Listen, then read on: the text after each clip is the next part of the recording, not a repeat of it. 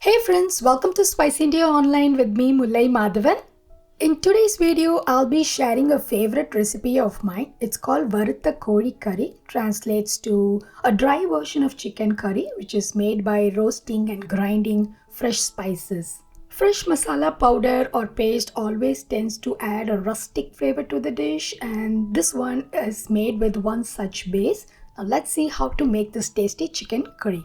To make the fresh masala powder, you will need about 5 to 6 dry long chilies. You can add few extras if you want to make it spicy, and if you prefer color, add a couple of Kashmir chilies.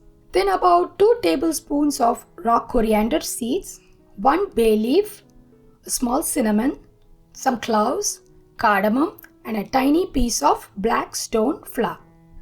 This one is too strong in flavor, so you want to make sure you add only a tiny piece of it, as adding too much will only make your curry more bitter. Then some fennel seeds, cumin, black peppercorn, poppy seeds, which will make your gravy rich and thick, some roasted gram, that's dalia, some fresh coconut. You can even replace it with desiccated coconut, but adding fresh coconut gives you more flavor. The final ingredient here is cashew nuts. I'm adding cashew nuts to give the base gravy a rich look as well as to keep it thick. This is purely optional and you may skip it if you don't have it at home. Now for the base gravy, you will need about a kilo of chicken, about a cup of chopped onion, 1 green chili, some fresh crushed garlic and ginger. It's always good to add crushed ginger and garlic in the place of ginger garlic paste, which adds a lot of flavor as well as gives a nice texture to your base.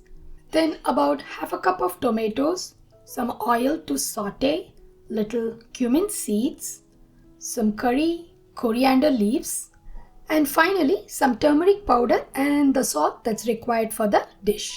To begin with, we're going to start dry roasting all the spices, starting with coriander seeds. This one takes a little longer to roast, so we need to start with this first before adding the rest of the spices. Keep the flame at the lowest setting possible and roast it for a couple of minutes or until it turns light brown in color. When it's done, add the bay leaf, cinnamon, cloves, cardamom, black stone flour, fennel seeds, cumin seeds, black peppercorn, red chilies, poppy seeds, and roasted gram.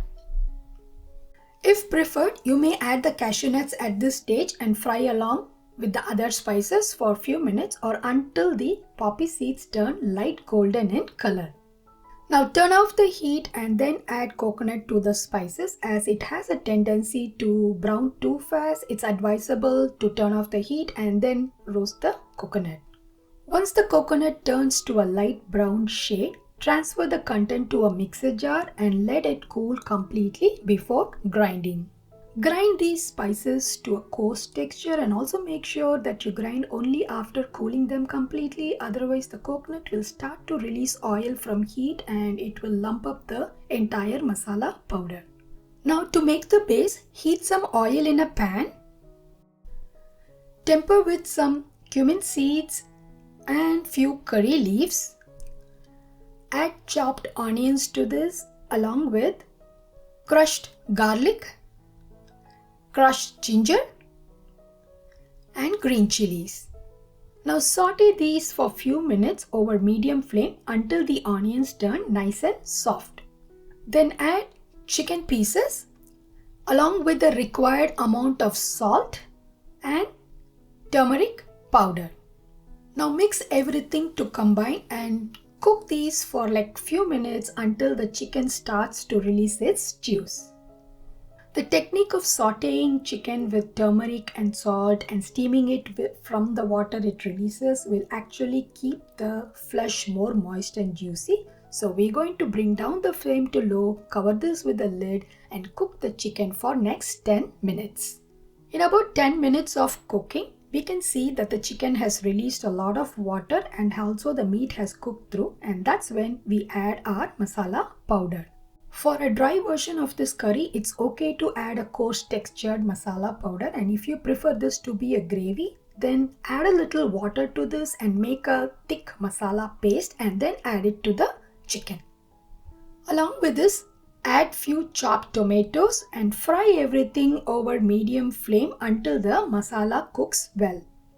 In about few minutes of adding the masala powder, you will start to see that it will absorb all the juice from the chicken and the base curry will start to look more thick.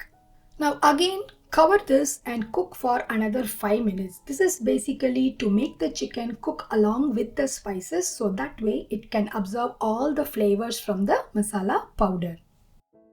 When it's done, you want to reduce the flame to the lowest setting and start to simmer until it turns really dry and thick for a dry version of this curry. As it turns more thicker and thicker, you can see that the base masala will start to stick to the bottom of your pan, and it is recommended that you stir this constantly to avoid any burning. As such, the masala looks thick enough to serve it as a side for rice, but in case if you prefer a gravy version of this dish, it's okay to add a little water to this base and deglaze the pan. That way the base masala will have a lighter consistency, which you can serve with puri, parota, chapati or even fried rice. Once you see the oil separating to the sides as well as on top, garnish it with some fresh curry leaves as well as few coriander leaves. Now give it a quick stir and turn it off. And that's it, our tasty chicken curry is ready now. The dry version of this curry can be served with any kind of rice dish like sambar, rasam or variety rice, and the gravy style goes well with chapati, puri, parota or naan. I hope you enjoyed watching this video. Please give us a thumbs up and subscribe to our channel. Thank you.